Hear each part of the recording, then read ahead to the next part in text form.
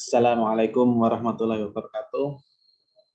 Bertemu di mata kuliah studi komparasi teks. Kali ini kita mulai pertemuan kedua ya.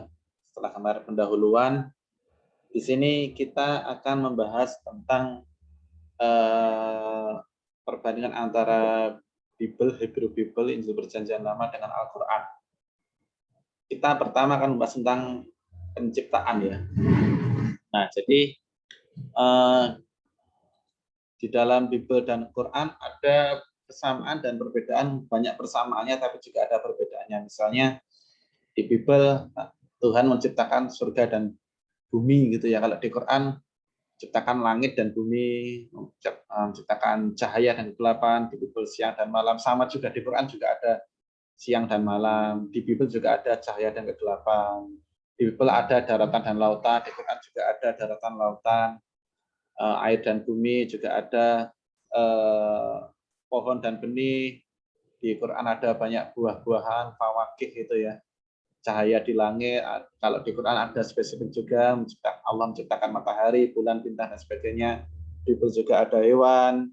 Di Quran juga ada hewan, bahkan lebih spesifik. Nah, nama-nama jenis-jenis hewannya juga banyak. Mungkin sedikit perbedaannya bahwa di Quran itu dijelaskan juga bahwa penciptaan langit dan bumi, siang dan malam itu untuk menunjukkan kekuasaan Allah, untuk sebagai tanda atau bukti dari kebesaran Allah ya. Di ayatnya kan, inna fi khalaqis samawati wal ardi wakhtilafil laili wan nahari la ayatil lil albab.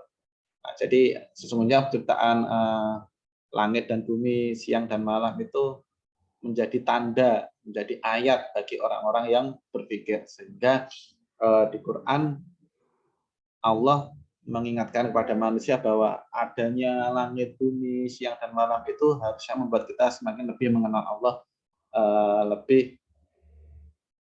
beriman seperti itu. Nah, itu jadi tentang penciptaan alam ini sebenarnya kurang lebih sama ya antara Bible dengan Quran, mungkin ada sedikit perbedaan hanya di fungsinya seperti itu.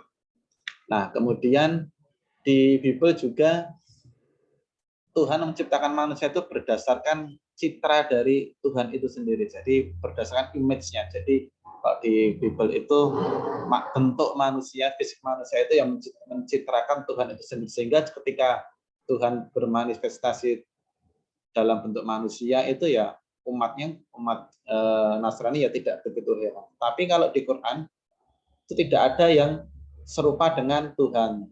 Nah, jadi tidak ada yang mirip atau ya pokoknya laisa kamitslihi syai'un.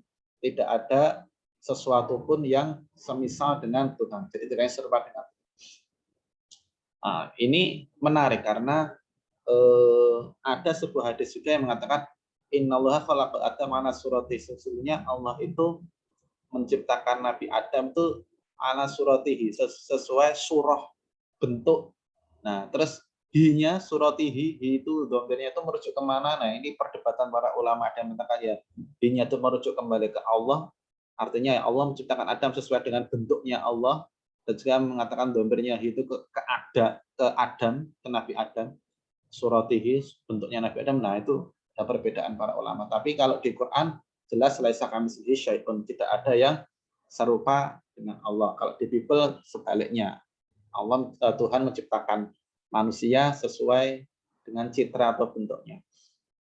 Nah, kemudian di Bible juga sama sebenarnya, alam semesta ini tercipta selama 6 hari. Kemudian di hari ke-7 atau istilahnya kalau di Bible itu hari Sabat itu ya, itu adalah hari yang suci. Itu di situ karena Tuhan dulu ketika hari ke-7 penciptaan dia istirahat. Istirahat itu karena capek, pusing atau apa, pokoknya dia beristirahat. Kemudian kalau di Quran itu Allah tidak merasa lelah atau kesulitan karena menciptakan alam semesta dalam 6 hari itu, visitatin ayam, sama ciptaannya itu selama 6 hari. Nah, selanjutnya kalau di Bible penciptaan alam semesta itu dalam kondisi ya sudah final, sudah purna, sudah perfect gitulah. sudah tidak ada intervensi lagi Tuhan untuk merevisi alam semesta. Tapi kalau di Quran ada keberlanjutan penciptaan, itu kemudian kalau di terjemahan itu dikembangkan. Maka seperti teori Big Bang itu, alam semesta ini semakin membesar, semakin meluas. Nah itu kalau diartikan itu dimaknai sebagai itu itu, kemudian dikembangkan, diluaskan, dilebarkan dan sebagainya. Jadi kalau di Quran penciptaan alam itu semakin bertambah. Jadi atau bahasa itu lebih mudah disebut dengan keberlanjutan, gitu. Tidak finish. Nah, kemudian penciptaan manusia. Nah, kalau di Bible manusia itu dari debu yang diberi nafas. Debu itu ya, kalau di versi bahasa Inggrisnya itu dari dust. Tapi kalau di Quran itu dari tanah liat. Sebenarnya mungkin kalau kita telusuri bahasa asalnya mungkin sama mungkin ya. Mungkin kalau karena diterjemahkan jadi artinya debu dan tanah liat. Tapi mungkin pada intinya sama, dari soil, dari bumi, dari tanah gitu. Nah, kalau di Bible istilahnya diberi nafas, di Quran itu diberi ruh. Sebenarnya di Quran juga ada banyak referensi lain, di hadis juga diberi nafas itu juga ada juga referensi. Jadi kurang lebih sama, dari unsur tanah, dari bumi yang diberi nafas atau diberi ruh. Kemudian di Bible manusia sebagai citra Tuhan, di Quran manusia sebagai khalifah Tuhan. Nah, jadi mungkin kurang lebih juga sama ya. Kalau di Quran mungkin lebih ke representasi atau mendapatkan tugas mandat dari Tuhan untuk mengelola bumi. Nah, ini juga kemudian ada perbedaan. Kalau Nabi Adam itu di Bible dialah yang memberi nama segala sesuatu yang ada di alam semesta. Ini namanya tanah, ini namanya air, ini namanya pohon, ini namanya ini itu dan seterusnya. Tapi kalau di Quran Allah yang mengajarkan Nabi Adam nama-nama yang ada di bumi. Wa 'allama Adamal asma'akullaha. Jadi Allah yang mengajarkan Nabi Adam semua nama-nama. Nah, ini berarti di sini ada sedikit perbedaan. Kemudian di Bible Tuhan menciptakan pria dan wanita, sedangkan di Quran ya sama, ada juga ayat mengatakan menciptakan dzakarin wa unsa, ya laki-laki dan perempuan, juga menciptakan manusia berpasang-pasangan. Kemudian nah ini kisah Nabi Adam dan Siti Hawa. Adam kalau di Bible sama, Adam kalau Hawa dalam Bible itu Eve, namanya Eve, itu tulisannya Eve. Nah itu keduanya sama-sama dari surga menurut versi Bible dan versi Quran, sama-sama dilarang untuk makan buah di pohon tertentu gitu ya. Ada namanya kalau di Bible itu ada pohon terlarang. Kalau di Quran juga sama.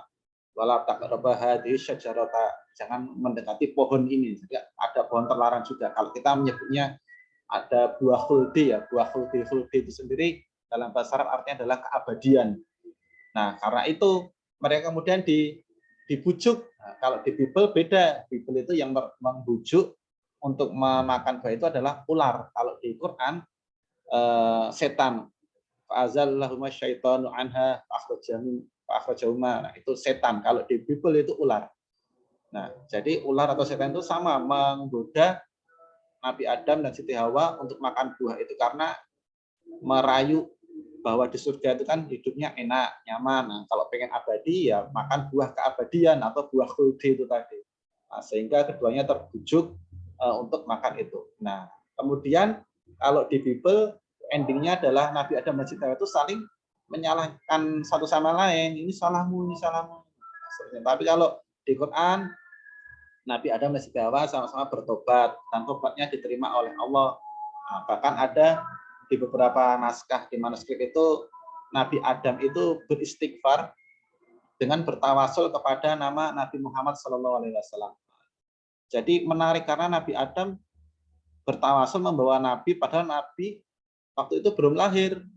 Nah, terus ketika Allah mendengar Nabi Adam meminta ampun dengan menyebut nama Nabi Muhammad SAW, itu ditanya, Nabi Adam kamu kok kenal sama Nabi Muhammad padahal dia belum lahir? Ternyata Jawab Nabi Adam, karena saya melihat nama beliau di pintu surga.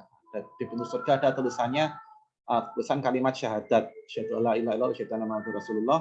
Kemudian Nabi Adam berpikir bahwa, oh, Muhammad ini pasti nama orang besar. Kalau nggak besar, nggak mungkin disandingkan oleh dengan nama Allah. Akhirnya Nabi Adam berinisiatif untuk meminta ampun kepada Allah, beristighfar kepada Allah dengan membawa nama Nabi Muhammad SAW. Nah, itu kemudian melanjutannya, kalau dalam Bible, Nabi Adam dan Siti Hawa itu membawa beban dosa ketika mereka memakan buah terlarang itu, dan mereka suffering, menderita selama hidup di bumi, di dunia ini.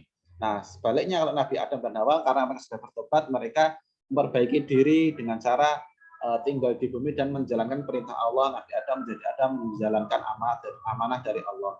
Nah, di Bible, karena Nabi Adam dan Siti Hawa ini membawa dosa bawaan gitu ya, yang diwariskan turun-menurun ke anak cucu, nanti mereka menunggu ditebus oleh Yesus.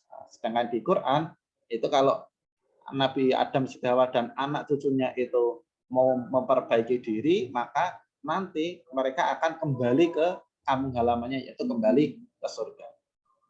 Nah, kemudian kita juga familiar dengan kisah anaknya Nabi Adam dan Siti Hawa, bahwa kalau di Islam itu ada Qabil dan Habil itu ya, kalau di Bible itu Cain and Abel. Nah, Qabil itu Cain dan Habil itu Abel. Nah, jadi kisahnya itu kan yang familiar itu bahwa Qabil dan Habil itu dinikahkan sama Labuda dan Iklima gitu ya, karena merasa Qabil itu ganteng tapi kok dapatnya anak yang jelek, Labuda, sedangkan Habil yang lahirnya jelek kok dapatnya istri yang cantik, yaitu Iklima. Makanya banyak anak-anak perempuan itu dinamakan Iklima karena pengen anaknya cantik kayak Iklima, tapi nggak ada anak perempuan namanya Labuda gitu ya, karena nggak pengen jelek. Nah, jadi sebenarnya kita juga pernah dengar kisah bahwa Qabil membunuh Habil itu sebenarnya bukan karena alasan itu sebenarnya, tapi karena mereka sama-sama disuruh atau mendapat perintah untuk berkorban, memberikan sesembahan kepada Allah berupa hasil panen, kemudian ternak dan sebagainya. Tetapi Qabil sama Habil atau Cain dan Abel ini beda. Si Habil atau Abel ini memberikan persembahan yang sebaik-baiknya.